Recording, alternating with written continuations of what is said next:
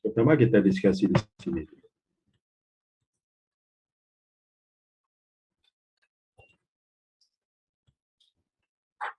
Kita bicara sedikit tentang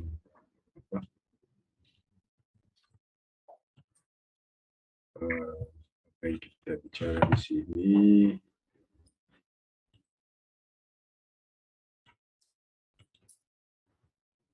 Pertama adalah method dan level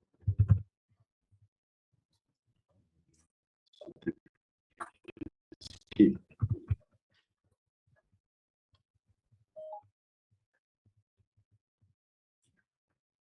Alright, untuk metode ini ada metode yang kita contohnya di sini UT, ada AT,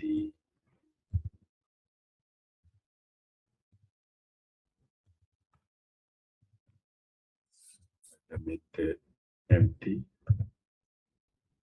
dan juga PT. Ini 4 metode yang kita akan diskusi. Kemudian untuk level ada yang kita panggil level 1, level 2, dan juga level 3. 3 level saja dalam NDT ini.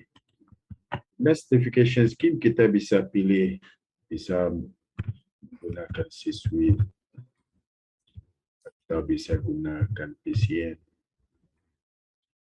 atau bisa gunakan ASNT ataupun bisa gunakan ACCP.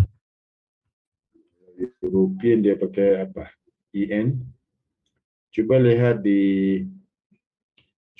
di spesifikasi sekarang dia gunakan EN berapa untuk certification. Lihat di spesifikasi sekarang. Page berapa saya lupa.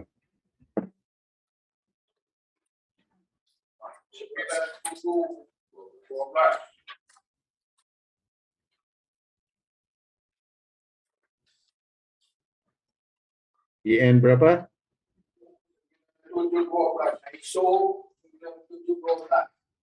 9712. Page berapa? Page 24. Jadi untuk European EN 9712 dan juga ini yang dia bicara di dalam TWI spec. Jadi dalam TWI spec dia mau EN 9712 ya. Okey. Jadi hafal itu. 9712. Okey. Terus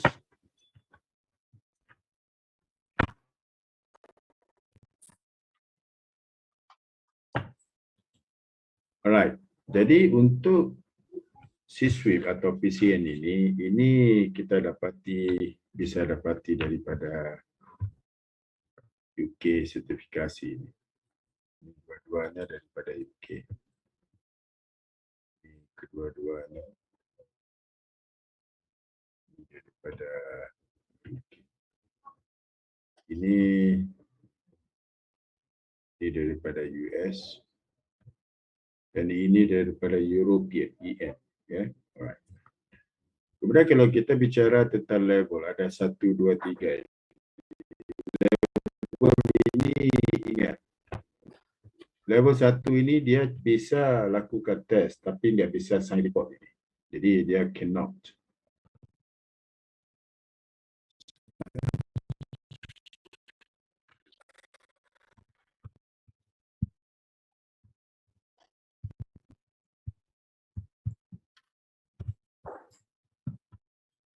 Jadi dia tidak bisa sign entity report. Jadi siapa yang bisa sign entity report? Hanya level 2.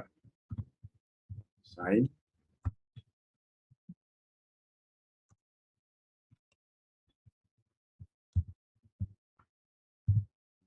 Right, jadi ingat, hanya level 2 saja yang bisa sign entity report. Level 3 apa? Level 3 ini untuk write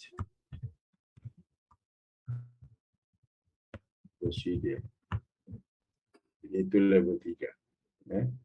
Jadi dalam method NDT ini ada 3 level. Jadi biasanya yang di lapangan maunya level 2 lah. Tidak ada yang mau level 1. Karena kalau dihantar level 1 ini nggak bisa buat apa-apa. Buat tes saja. Report nggak bisa sign. Jadi terpaksa hantar level 2. Jadi kalau hantar level 2 dia bisa one man show. Satu orang hantar terus bisa testing, bisa submit report, sign everything. Jadi bisa cost-nya bisa dikurangi. Ya.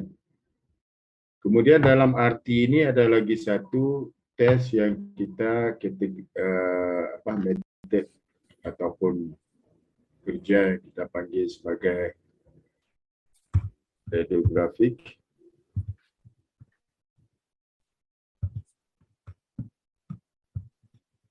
interpretation.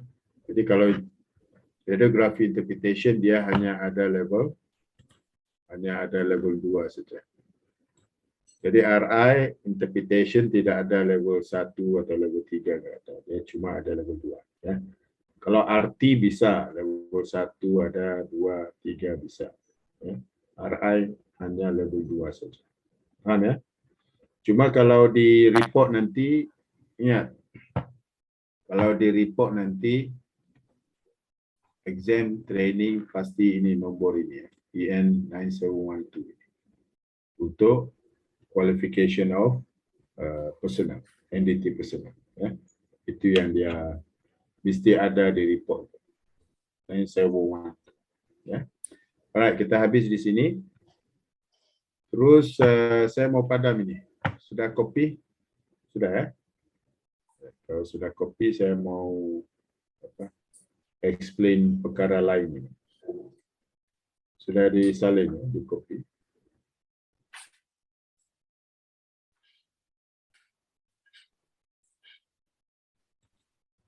Alright, terus saya mau bicara tentang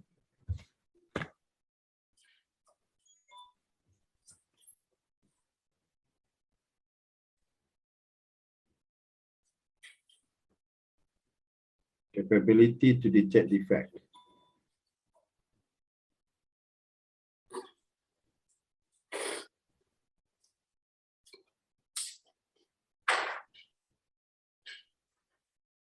Jadi kalau ada crack di permukaan, di sini ada crack di situ, ataupun juga crack ada di bawah sini. Ini bisa kita dapatkan tes MT ataupun kita gunakan PT. Kalau di bawah sini ada excess. Kalau ada excess, bisa kita lakukan MT atau PT di sini. Kalau ada excess. Tapi kalau kita menggunakan RT, UT bisa tidak ini? Bisa. RT bisa juga. UT pun bisa. Tidak masalah. Ini pun bisa.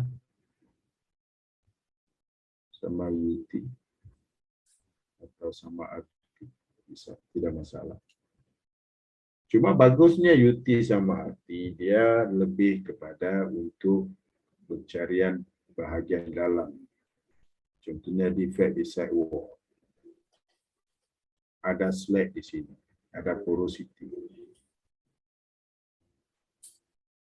Jadi ini bagusnya penggunaan UT sama RT. Jadi semua ini bisa dengan RT atau sama UT. Jadi itu bagusnya penggunaan RT sama UT untuk mencari defect di bahagian dalam material. Ya. Kalau sekadar menggunakan NT-PT itu hanya untuk surface saja, permukaan, ya. Tergantung material, NT atau PT. Jadi itu secara basic konsep di dalam NDT, secara basicnya begitu. Pencarian defect di permukaan, kita gunakan MT atau PT. Untuk mencari defect di bahagian dalam, weldment di dalam material, jadi kita menggunakan RT atau Tapi RT dan UT juga bisa kita jumpa. Keberangkalian untuk jumpa di surface itu tidak masalah untuk RT sama UT. Paham di situ ya? Right. Kalau sudah paham, kita langsung ke apa itu di slide. Ya. Right. Sudah copy ini? Kalau sudah, saya hapuskan ataupun sekejap. Kita masuk di slide berapa itu? NDT. Ya. Okay. Alright. Jadi sebagai welding inspector, dia bilang di sini perlu ada working knowledge, ada knowledge. Kita perlu tahu bagusnya, tidak bagusnya metode ini.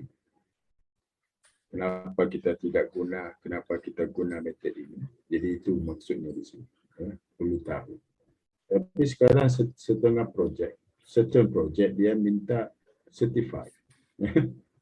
Kita mahu 3.1 C-suite sama RI atau sama UT.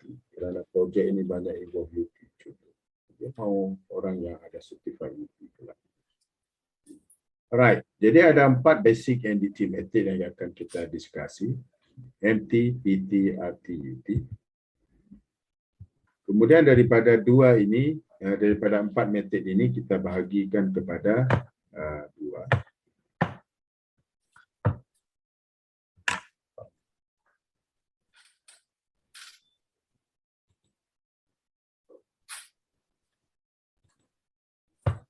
Di sini kita bahagikan kepada 2. Yang di atas ini kita panggil sebagai surface method.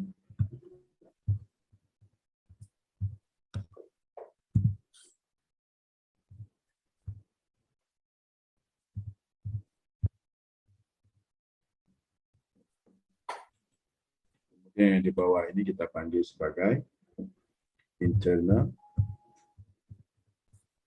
ataupun bisa juga dia panggil sebagai volumetric.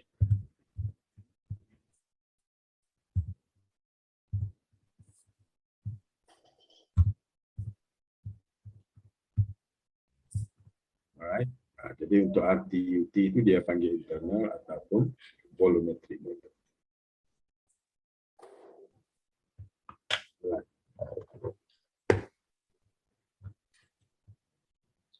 Kenapa dia panggil volumetric method? Selepas ini saya jelaskan. Ya. Terus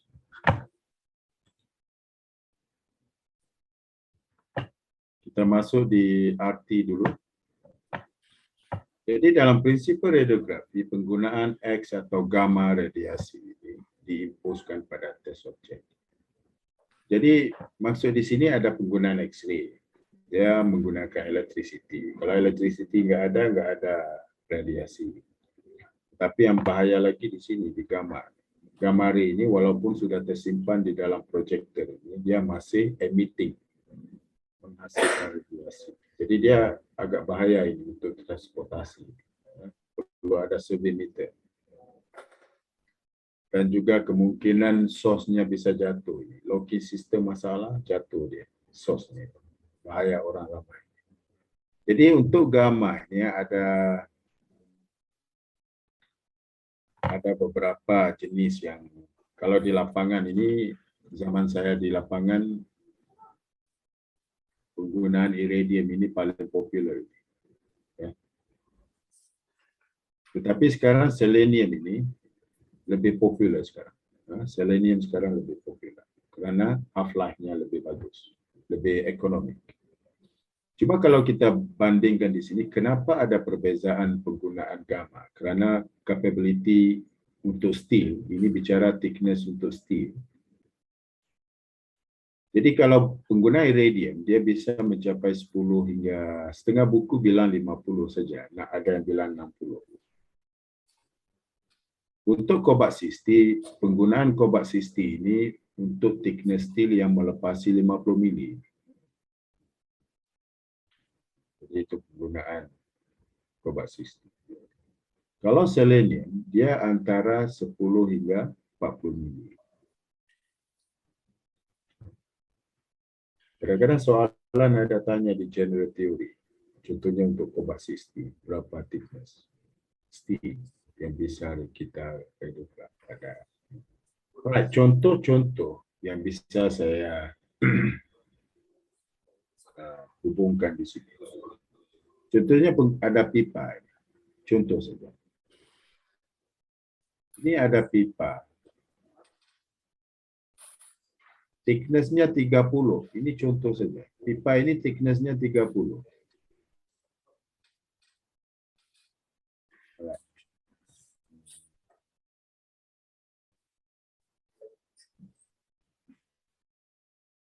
Alright. Saya beri contoh yang lain. 40 lah contoh. Ini contoh saja. Thickness-nya 40 mili. Pipa.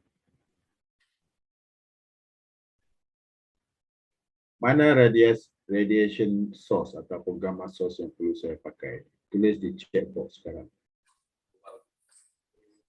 Thickness pipa 40 mili. Saya mau pakai yang mana ini? Iridium, cobalt, selenium. Tulis di chat box sekarang. Tulis jawapan Bapak di chat box.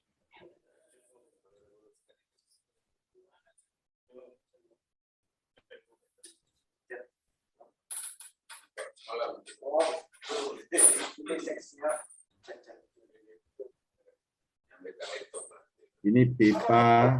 Okay. Thickness-nya 40. Mau pakai yang mana? Pak Rudi selenium, Irwan selenium, Slamet iridium, Mulyadi selenium, Istiadi selenium juga, Fajar selebium. Apa itu selebium ini? Fajar Anugerah. Sos cikgu. Selenium. Ini salah tulis ini. Ya. Okey, Agung iridium, Dedi, Dendra. Classroom pun bilang iridium juga. Semua salah. Kenapa?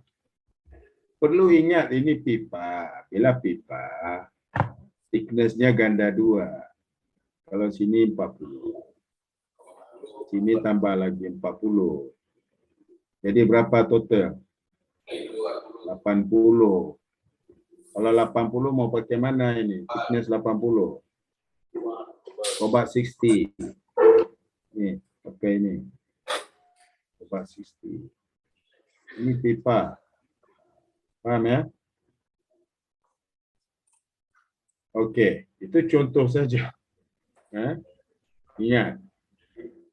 Untuk pipa, thickness-nya jadi 2. Kalau plate, enggak apa-apa. Plate kalau 40 mili, ya 40 mili. Bisa pakai iridium, bisa. Selenium, bisa.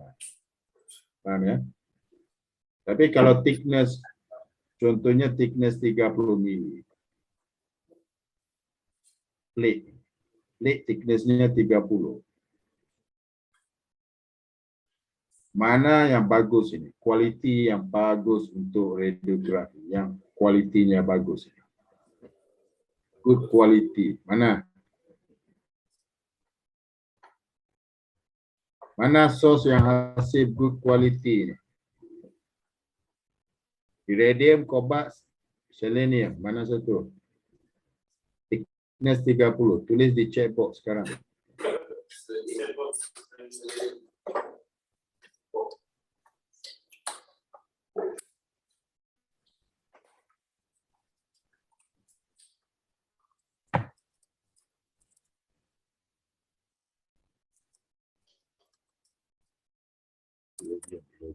Selenium, Istiadi selenium, iridium. Paling bagus kualiti selenium. Kenapa? Kerana energinya enggak begitu kuat. Jadi kontrasnya lebih bagus. Kalau iridium, dia energinya lebih tinggi. Kualitinya, kontrasnya enggak bagus. Bisa tidak saya pakai kobat 60 untuk 30 mili? Ya bisa. Kenapa? Kerana energi very high. Apabila energi sangat tinggi, kontrasnya cukup jelek. kontrasnya enggak bagus. Jadi kalau kita gunakan Cobalt 60 untuk thickness 30, kontrasnya enggak ada di situ. Enggak nampak apa. Tak ada image. Faham ya? Jadi kalau perbandingan iridium sama selenium sama. Kalau thickness 30, paling bagus kita guna selenium. Kualitinya lebih bagus. Kerana kontrasnya lebih bagus. Jadi efek daripada penetrasi itu, thickness, dia pengaruh pada kontras. Kontras ini perbandingan antara dua kawasan. Kalau jelas kelihatan dua kawasan itu, kontrasnya bagus. Kalau perbedaan antara dua area itu tidak berapa jelas, kontrasnya poor. Paham ya? Right. Sorry. Jadi ini perbincangan tentang isotop. Right. Terus kita bicara sekejap tentang ini, half-life ini. Nanti saya kembali kepada slide yang pertama. Ini saya untuk perbincangan tentang statement pertama itu, dia bilang tentang X-ray sama gamma-ray. Itu saya terus jelaskan di sini.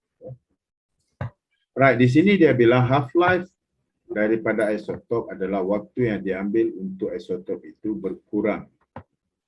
Initial, awalan aktiviti. Aktiviti ini maksudnya apa? Maksud aktiviti ini adalah source strength.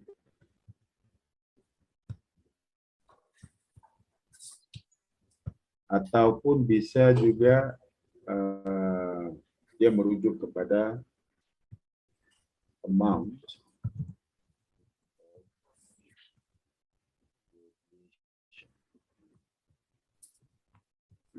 itu maksud daripada apa?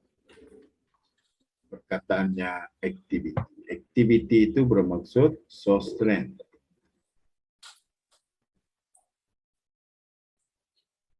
Activity bermaksud kekuatan source ataupun jumlah radiasi yang terhasil. Itu masuk activity di sini. Jadi masalah di gamma ray ini aktivitinya bisa berkurang. Ya, contohnya begini. Right. Sebelum itu kita lihat dulu. Untuk Cobalt 60 dia mengambil waktu sehingga 5.3 tahun. Iridium 74, ytterbium 32, selenium 120. Saya contohkan di sini iridium 190. Contoh saja. Katakan hari ini kita ada 20 curie. Curie ini adalah unit untuk mengukur radiasi. Hari ini 20 curie kekuatan source-nya itu. Selepas 74 hari, 74 days. Selepas 74 hari, dia berkurang menjadi 10 curie. Itu maksudnya di sini.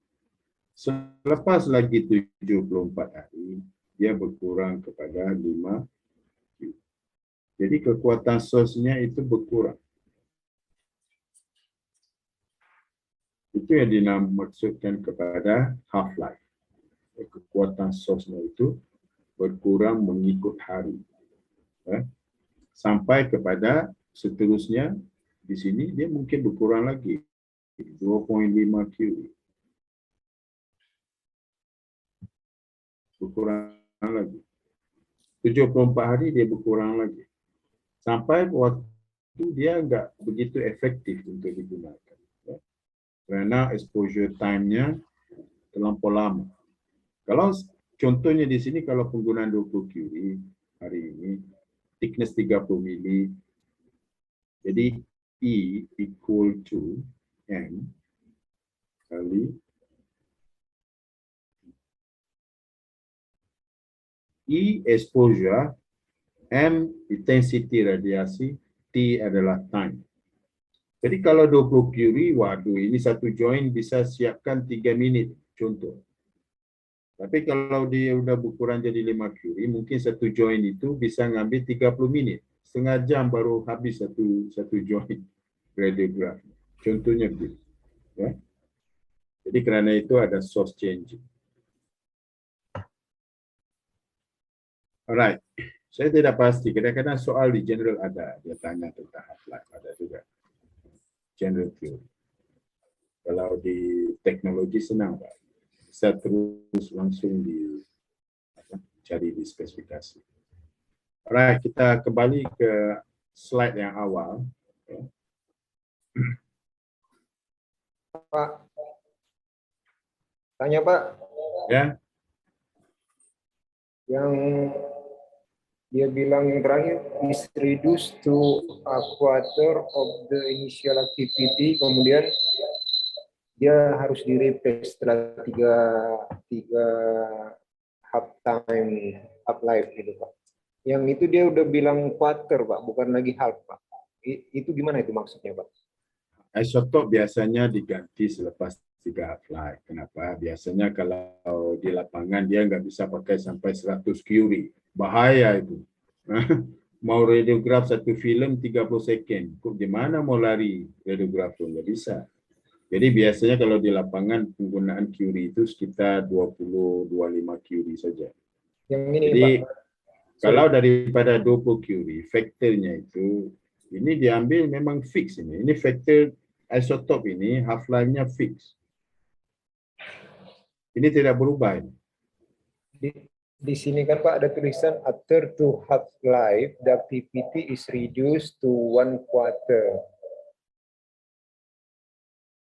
After 2 half-life, the activity is reduced to 1 quarter of its initial activity. Betul lah. 1/3. Maksudnya setelah Itu ini alright, 2 half-life, activity is reduced to 1 quarter of its initial.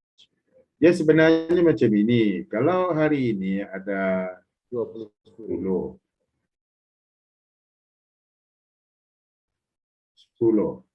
Alright, lagi 1 half-life. Jadi berapa ini? 5. 5, ini 1 half-life. 2. Kalau dari 5, dia jadi 2.5. 2.5 daripada 10 berapa itu? Quarter ke apa itu? Bilang quarter, Pak. Quarter. 2/5 daripada 10, dia quarter, betul? Betul tidak? Oh, itu maksudnya Pak ya. Iya. Oke Pak. Tapi tetap kita bagi half ya Pak ya. Oke. Tak perlu risau pasal ini. Yang penting ingat half-life itu maksudnya apa. Oke Pak.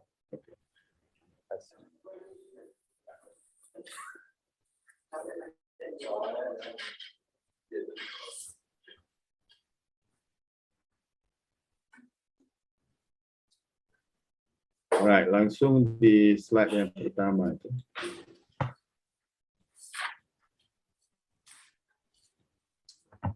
Alright, saya sudah bicara tentang ini yang tadi sudah jelas.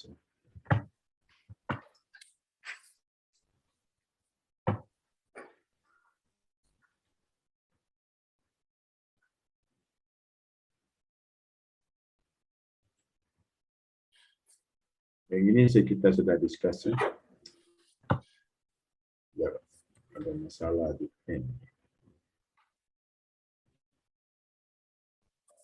Alright, yang kedua dia bilang apa ini? Radiasi ditransmit, dipancarkan kepada kepelbagaian degree bergantung kepada density materi yang mana dia lalui.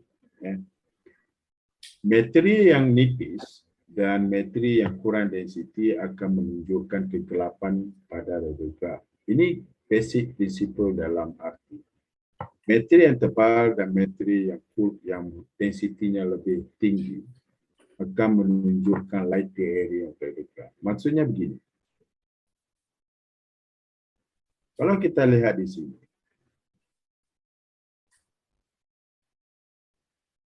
sini, lebih tebal di sini. Ini thickness ni. Di sini lebih nipis. Thinner. Ini adalah radiation. Ini semua adalah radiasi. Radiation beam.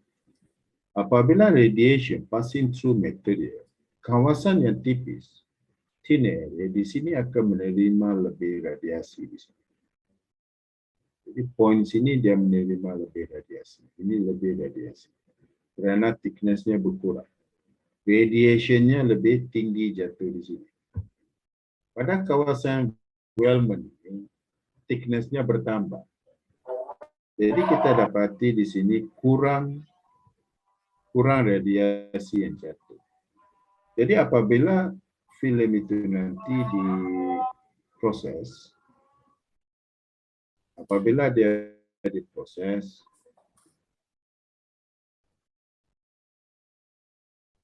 kawasan sini yang mana menerima lebih radiasi,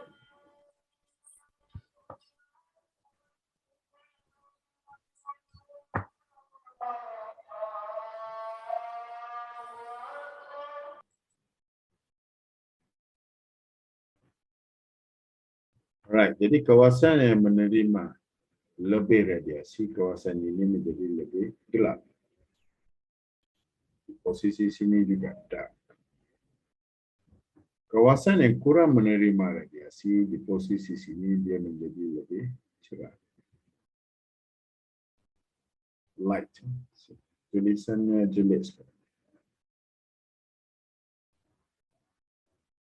Jadi kawasan yang tengah itu dia menjadi lebih cerah kerana kurang menerima radiasi. Jadi itu basic konsep di dalam arti. Apabila filem menerima lebih radiasi, dia menjadi lebih gelap. Kurang radiasi, dia menjadi lebih cerah.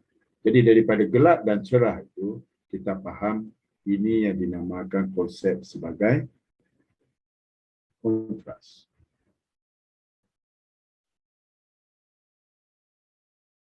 Jadi itu yang dimaksudkan dengan kontras.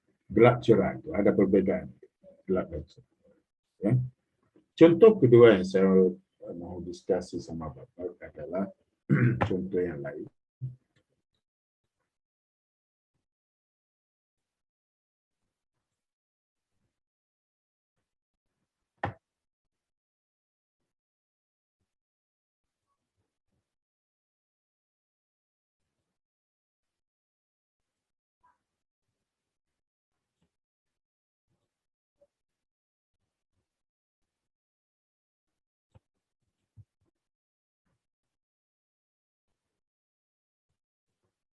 Contohnya kita ada di sini source.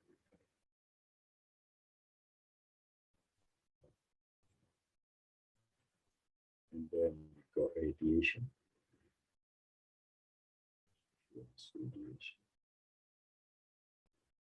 And then kita ada apa di bawah sini contohnya kita ada di bawah sini.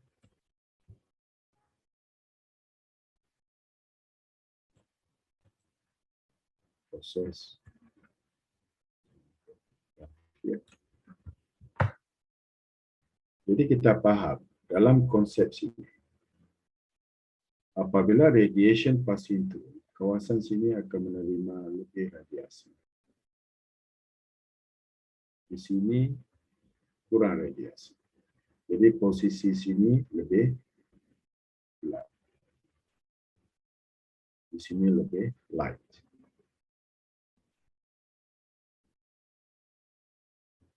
Okay. Kenapa? Kerana ada thickness reduction di sini. Thickness reduction. Jadi ingat, di dalam arti dia bergantung kepada thickness reduction untuk menghasilkan kontras. Kontras terhasil apabila ada perbedaan thickness pada material. Faham ya? Kalau kita radiograf material itu sama saja, thickness yang sama. Dia tidak menghasilkan apa-apa kontras di situ. Tidak ada perbedaan warna. Paham ya? Jadi ingat, di dalam arti apabila bicara tentang reduction thickness, dia mesti berada pada posisi parallel dengan radiasi. Baru kita mendapatkan. Kenapa saya contohkan begini? Kerana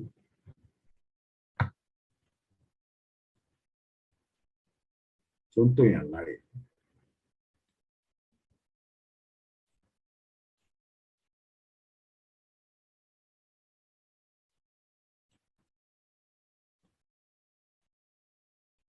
Kalau thickness di sebelah sini, contohnya 20 mm. thickness sebelah sini. 19.5. Cuma 0.5 saja. Perbedaan thickness. Ada kontras tidak? Tidak ada kontras.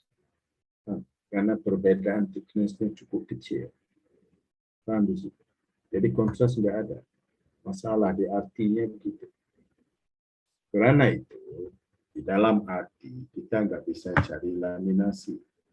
Paham? Paham ya? Karena laminasi tidak menghasilkan kontras. Tidak ada perbedaan gelap dan cerahnya itu. Jadi kalau saya relatekan dengan perbincangan kita ini berkait dengan Wellman. Di dalam Wellman,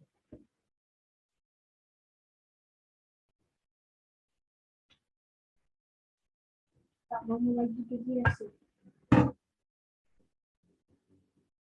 Jadi tak biasa.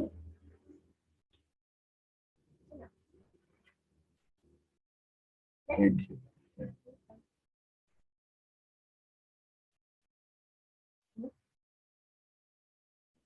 Alright, kalau contohkan di sini, saya ada lamination di sini.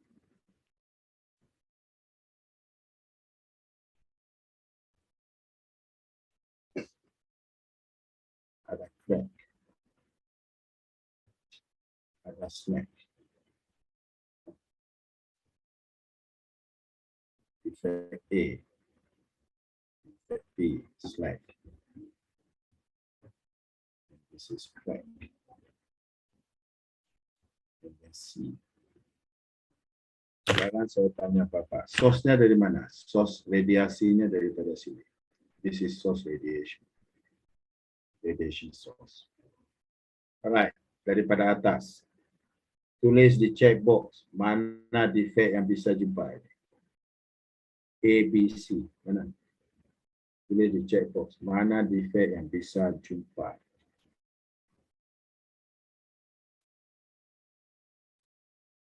Tulis di checkbox sekarang.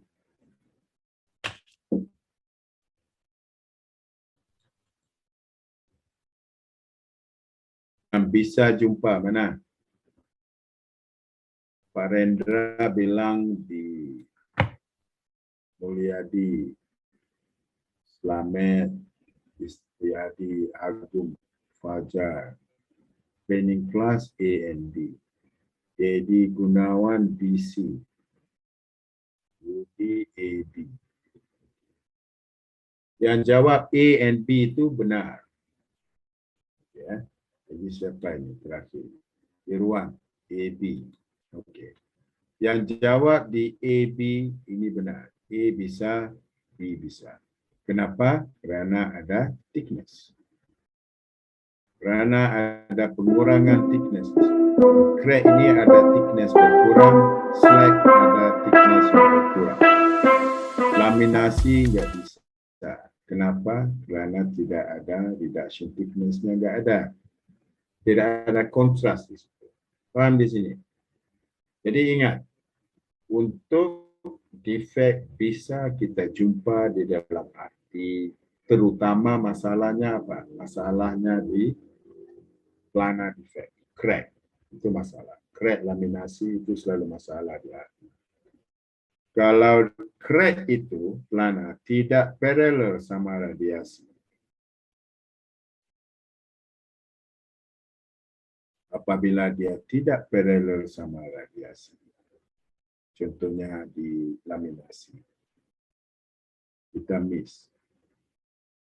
Planar defect untuk kita jumpa dia perlu paralel. Orientasi crack itu mesti selalu paralel sama radiasi, baru kita bisa jumpa.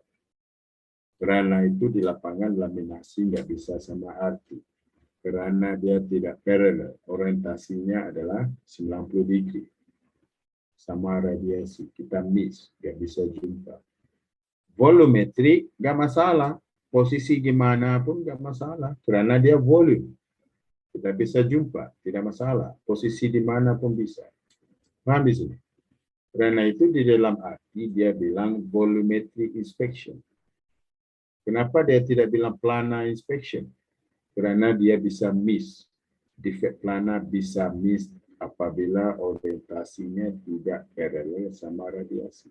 Faham di sini? Jadi ingat, planar itu mesti paralel sama radiasi untuk bisa jumpa. Volumetrik tidak masalah di dalam arti. Bisa jumpa, orientasi di mana bisa jumpa. Faham di situ? Okey ya. Saya sudah jelaskan ini basic konsep arti. Dengan nanti sudah sini inspektor masih lagi confused di lapangan. Kenapa nggak bisa jumpa? Kenapa UT bisa jumpa? Kenapa arti nggak bisa jumpa? Jadi ini basic konsep yang Bapak perlu faham. Alright, langsung kita kembali ke slide yang tadi. Slide copy. Alright, terus. Kemudian daripada sini kita dapati bahawa apabila radiasi melepasi material, dia akan membentuk image. Image ini dia panggil sebagai latent image. Latent image ini maksud yang lain, dia adalah image yang tersembunyi. Hidden image maksud lain. Sudah ada image di situ, tetapi kita nggak bisa lihat kenapa belum diproses filem. Jadi filem itu perlu diproses untuk kita bisa nampak image-nya. Ya. Alright, di sini semua ini density, contrast, definition, sensitivity ini adalah term ataupun istilah yang digunakan untuk merujuk kepada radiograph quality.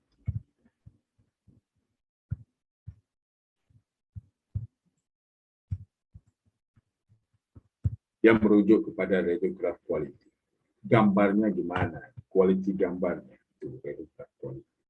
Dia terhasil daripada factor density, contrast, definition, sensitivity. Apa maksud density? Dia merujuk kepada darjah kegelapan pada satu-satu filem atau radiograf. Kontras dia merujuk kepada perbezaan antara dua kawasan, dua area, degree of difference in two area. Definition dia berkait dengan degree of sharpness, ketajaman image.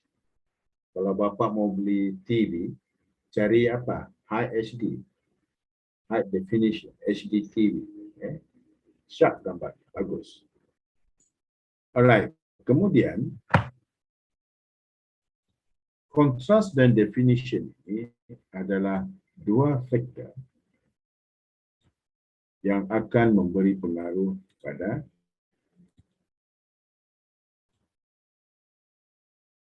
sensitivity. Apabila ada soal bertanya tentang sensitivity, faktor apa yang mempengaruhi sensitivity, dia adalah daripada faktor kontras dan definition. Itu yang memberi pengaruh kepada sensitivity. Alright, terus. Bagaimana cara untuk mengukur density pada filem? Yaitu dengan menggunakan densitometer. Jadi ini densitometer. Kemudian ini density strip. Ya. Ini lama. Kalau yang baru seperti pen saja sekarang. Ya. Alright. Terus, bagaimana cara kita untuk mengukur sensitivity?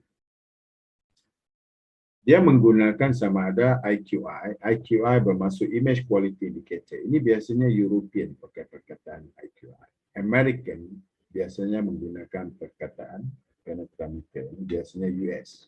AWS, ASME, dia suka penetrometer. Adalah digunakan untuk mengukur radiographic sensitivity dan juga quality daripada teknik yang digunakan. Kerana itu ingat, kontras dan definition ini dua faktor yang memberi pengaruh kepada sensitivity. Mereka tidak digunakan untuk mengukur size defect, tidak. Secara umumnya mereka mengambil sensitivity ini biasanya dia ambil apabila dia kurang daripada 2%.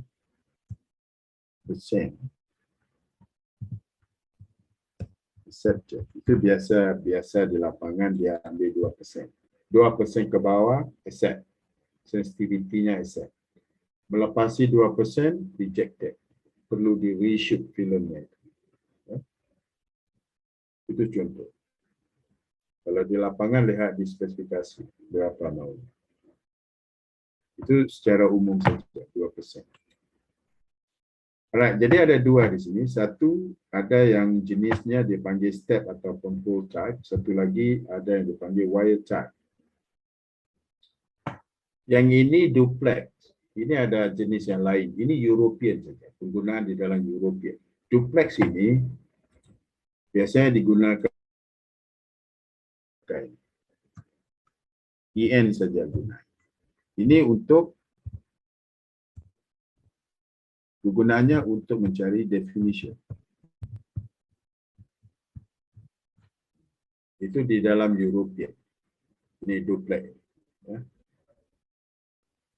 Cuma saya di lapangan dulu tidak pernah jumpa ini duplex. Saya cuma jumpa wire chart ataupun full type. Full type pun jarang pakai. Banyak pakai wire type. Ya.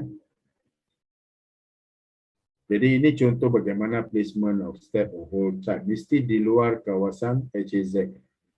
Whole type ini di luar kawasan HZ. Di sini posisinya HZ. Ini posisi well. Ini HZ. Kenapa mesti di luar kawasan HZ? Kerana ditakuti kalau dia berada di posisi HZ, step ataupun whole type IQI ini, dia takut menutupi crack. Takut ada HZ crack di situ, dia tutup. Jadi kerana itu perlu diletak di luar kawasan HZ. Faham ya? Tetapi kalau wire type tidak masalah. Wire type ini biasa kita dapati bergantunglah berapa line, berapa wire yang kelihatan. Biasanya ada 7. Kalau ada 4, lihat dulu thickness berapa untuk kita kalkulasi berapa persen hasilnya. 4 wire saja di situ daripada 7. Bahagikan dengan thickness material. Cari wire paling kecil. Diameternya berapa? Bagi thickness kali 100. Itu untuk mencari sensitivity. Alright, terus. Ini contoh yang sudah dibicara.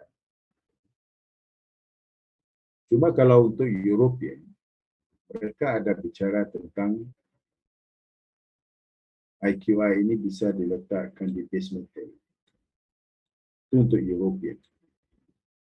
Tidak perlu seperti AWS. AWS perlu di transverse across the Wellman. Itu AWS ASME yang pakai. European sekarang dia bisa diposisikan di base metal saja.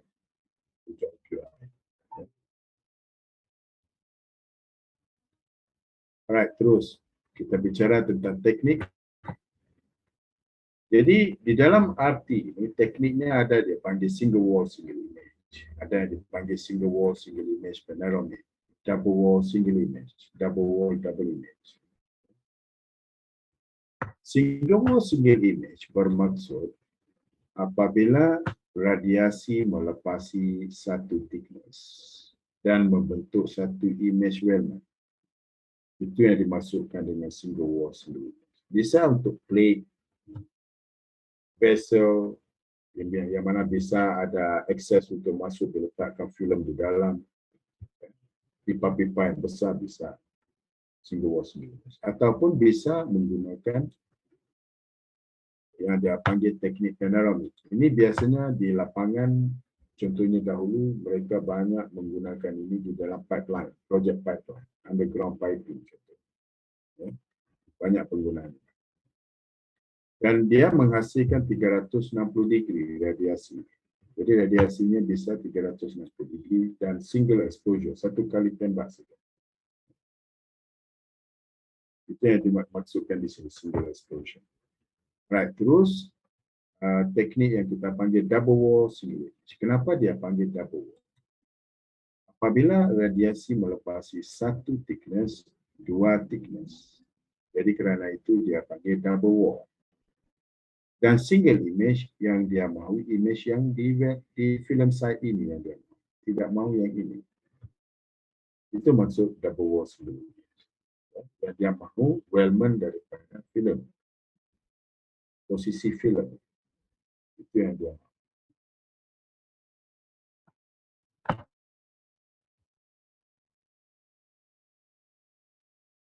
Jadi ini double wall single image ini ingat. Pipanya berapa diameter pipanya itu? 100 mm.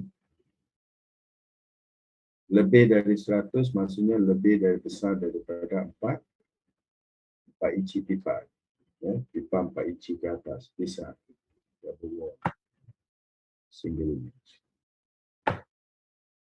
Right, terus untuk teknik yang dia panggil double wall double image, dia merujuk kepada radiasi itu bisa melepasi 1, 2 thickness dan mereka mahu kedua-dua Wellman double image. Ini mahu, ini pun mahu.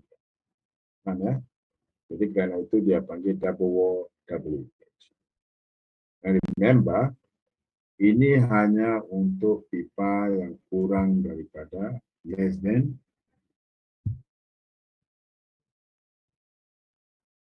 4.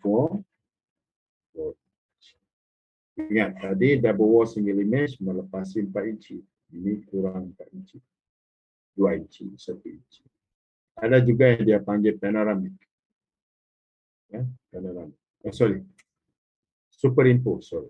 Double wall, double image, superimpose. Itu untuk pipa-pipa yang kecil. Dia panggil small bore.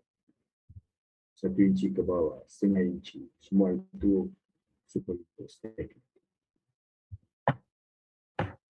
Alright.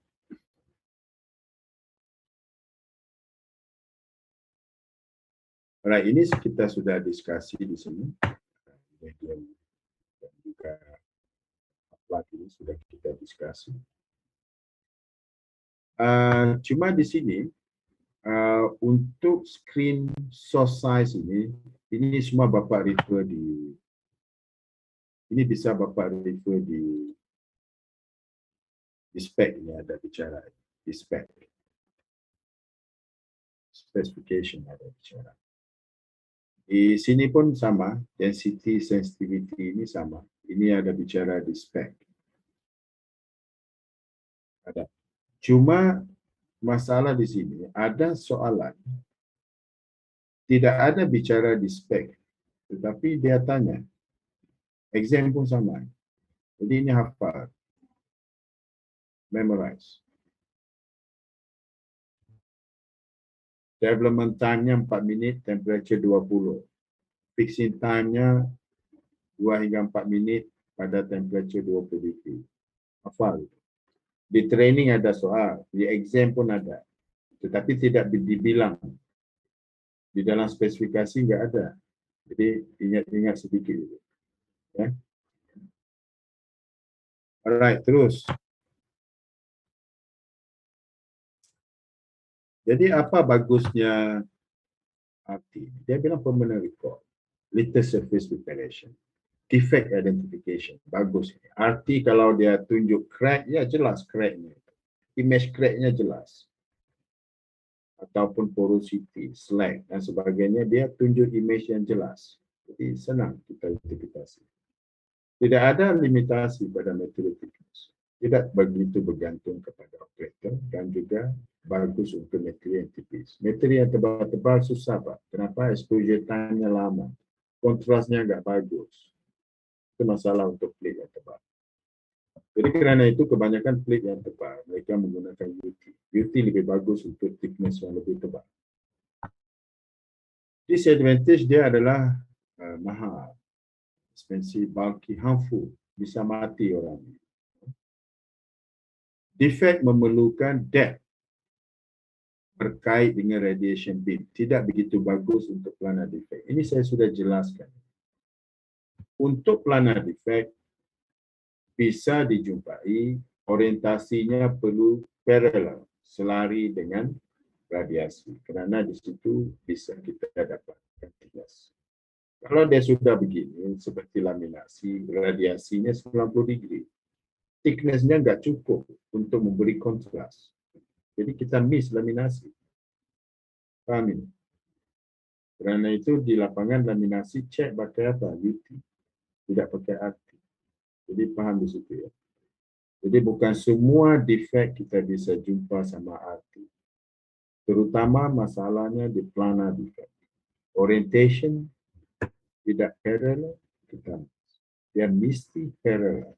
Baru kita bisa jumpa planar defect sama RT. Paham ya? Very little indications of gap. Kita tidak tahu kedalaman defect dan juga access to both side equality. Alright, kita habis. And saya mahu Bapa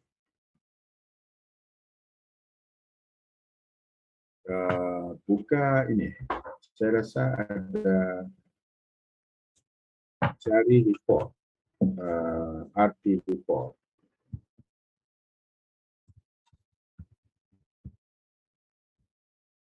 Plus 5 questions. Coba cari. Ada cari dulu RT report. Dia ada 4 report di situ. Ada UT, RT, MTPT. So lepas itu ada soal itu. Cari soal 5 soal di RT. Siapa yang jumpa beritahu teman yang lain? Siapa yang jumpa cuba beritahu teman yang lain. Page berapa? Handout berapa?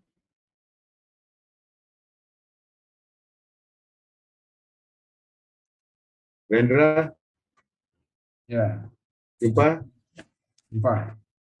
Page berapa? Handout berapa? Ini di appendix 1 homework ya. Appendix 1 homework. Appendix 2, sorry, appendix 2. Appendix 2 homework. Training report. Ada report, kemudian selepas report ada 4 report di situ. Selepasnya ada question. Arti question 5 soalan. Lima soalan. Itu dah 3. Itu dah. Pak Irwandi apa? Itu dah 3. X2 A2 dash 3. Des 3. Okey. Yang lain jumpa ini. Alright, jumpa. Okey. Kalau jumpa, cari dan jawab dulu. Saya berikan waktu sekitar 20 minit. And then kita diskusi terus. Saya berikan 20 minit and then terus diskusi. Alright. And then cuba juga jawab di pool ini.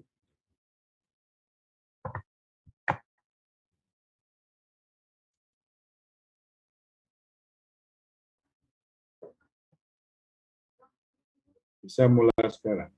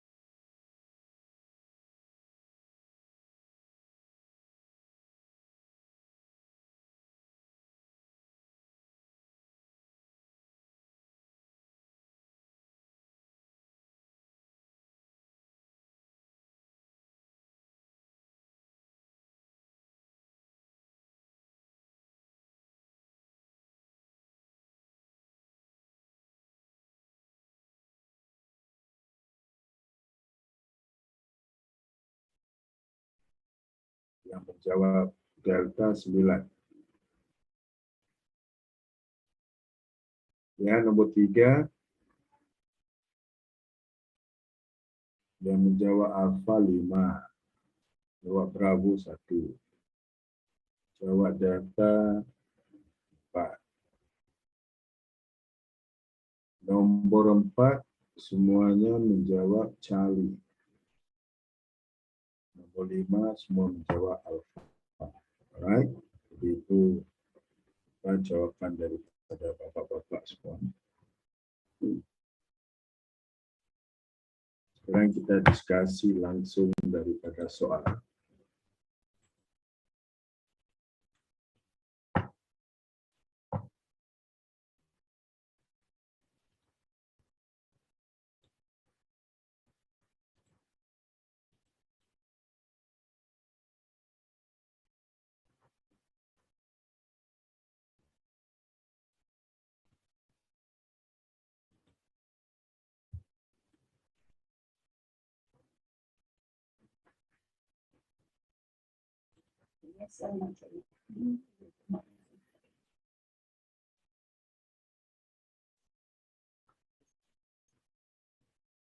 Nah, untuk arti report.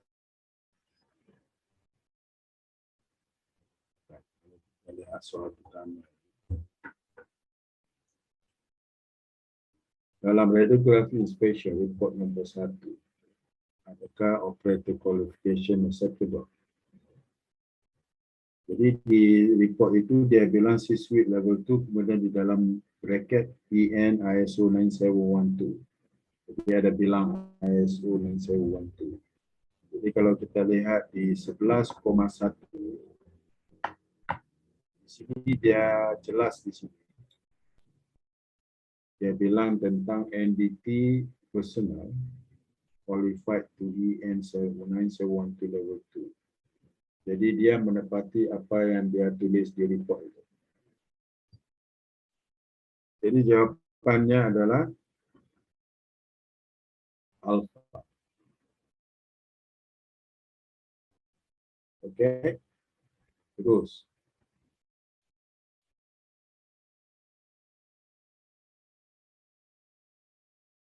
Soal kedua, material.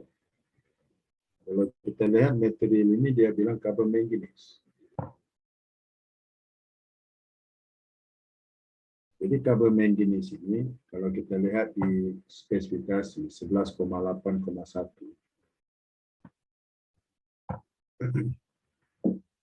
Jadi bisa kita gunakan arti ini untuk ferrous dan juga non-ferrous. Jadi untuk carbon manganese dia berada di ferrous material. Jadi dia masih kita bisa lakukan inspeksi. Jadi dia bilang well suited, sesuai untuk radiograph, acceptable kepada GWI specification. Oke, jumpa di spek itu statement ini.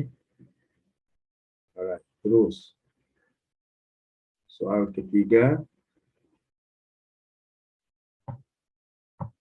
Dia bilang scope of inspection. Scope of inspection 100%.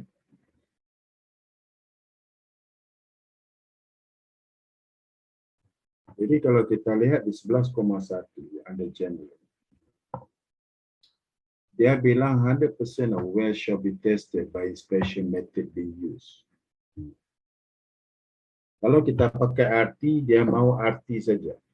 Keseluruhan Wellman itu mesti arti. Tidak bisa sebahagian arti, sebahagian UT. Tidak bisa. Jadi kerana itu dia bilang 100% di situ. Kalau join itu, keseluruhan join, contohnya pipa, keseluruhan pipa itu 100% arti kesemuan. Tidak bisa sebahagian arti, sebahagian UT. Tidak bisa. Kalau mau empty, keseluruhan itu mesti empty. Right, jadi jawapan yang terbaik adalah apa? Delta. Jika A itu tidak menepati. Kenapa? Dia bilang jika semua accessible, jadi bisa. Sedangkan di report dia bilang apa? Thickness, plate. Ini plate saja. Biasanya tidak ada isu untuk access, kecuali structure. TK1 mungkin ada masalah di situ. Fillet mungkin masalah. Tapi ini dia bilang fillet, plate saja. Sorry. Jadi accessible-nya enggak masalah di situ. Kemudian dia bilang no. Sedangkan di sini ada bilang 100%. Di report dia bilang 100%. Terus spesimen hanya menyatakan 10% saja radiografi pada projek 7690. Ini tidak ada dinyatakan di dalam spesifikasi dan juga tidak ada statement itu di dalam report. Jadi jawapan C itu tidak benar. Jadi jawapan yang terbaik adalah delta. Delta apa dia bilang di sini? All options incorrect. Betul? Salah tulis. Ya, saya ganti.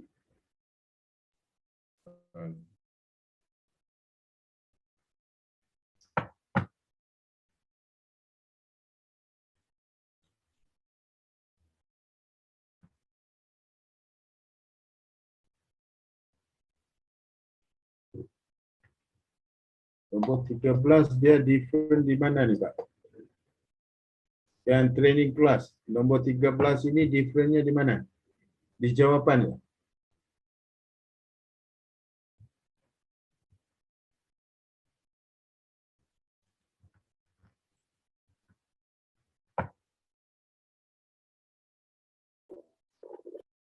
All option incorrect. Di 13 tu yang D, all option are incorrect. Okey, tidak masalah. Kita ambil yang itu. Sebab Yang itulah D pilih D. itu ambil yang itu. Ah, Ya.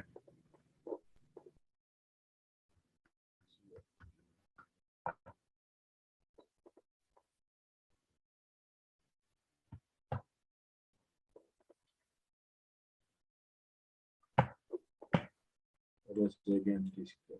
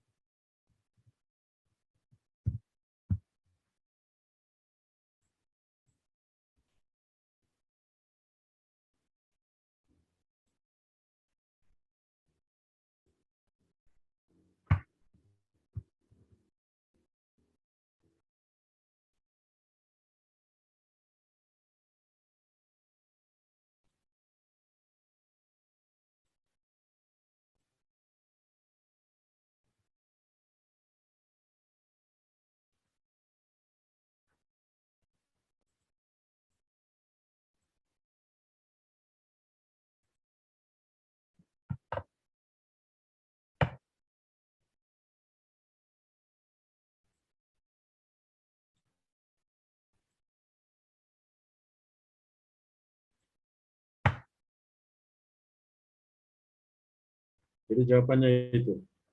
All option incorrect. Setuju? Ada masalah di sini?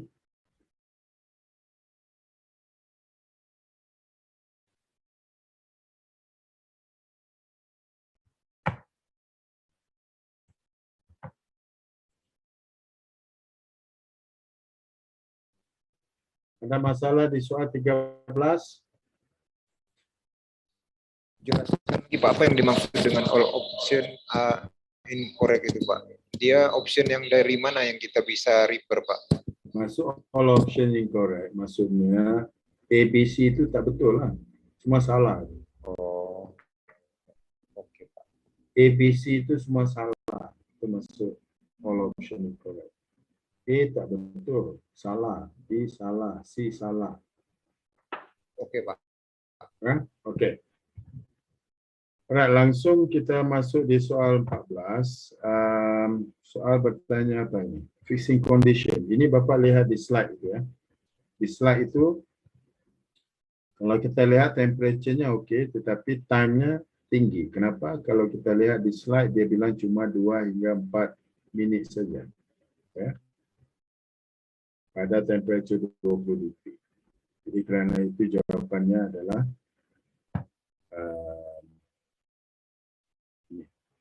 temperature is okay but time is too long. Okay. Alright, terus nombor 15. Kalau lihat nombor 15, development time, dia berikan 20 degree dan development time-nya 4 minit. Jadi ini benar, jawapan alpha. Ya. Jadi ini bisa kita lihat kembali di slide. Jadi kerana itu jawabannya adalah alpha. Ya. Jadi kita habis untuk RT. Kalau untuk ini RT, Bapak nanti kalau di exam nanti ada dia tanya semua. Source trend ada dia tanya. Ini ada dia tanya source trend, focus box size, source size ini ada dia tanya. Ini source trend ada. Hubungan gambar ini pun ada dia tanya. Kemudian ada juga pertanyaan kalau di exam nanti pertanyaan tentang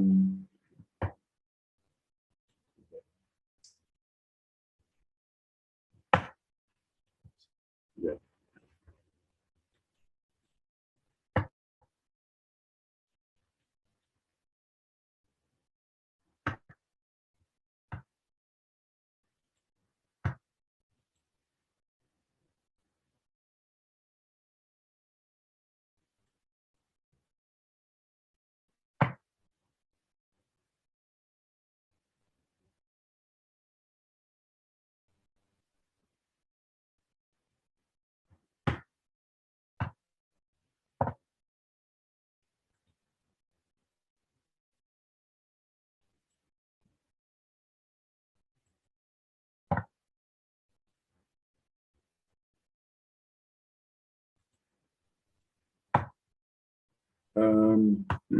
Contoh-contoh lain yang bisa dia tanya